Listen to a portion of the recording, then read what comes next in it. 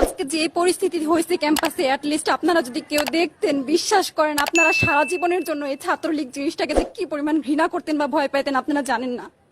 এরা আমাদের সামনে রড দিয়ে পিটায়া, ছেলেগুলারে রড দিয়ে পিটায়া একদম আধা মরা করে ফেলছে। তারা এসে আমাদের পেছনে লুকাইছে, আমাদের বোরকার পেছনে, আমাদের ওড়নার পেছনে লুকায় বলে, আপু আমাদের একটু লুকায় রাখেন, আমাদের ওরা মাইরা ফেলবে, আমাদের বাঁচান আপু বাঁচান। আমরা তাদের ওড়না দিয়ে বোরকা দিয়ে লুকায় রাখছি, সেইখান থেকে আমাদের ধাক্কা দিয়ে ফেলে দিয়ে তাদের বের করে আবার মাথায় রড দিয়ে মারছে, এমন অবস্থা।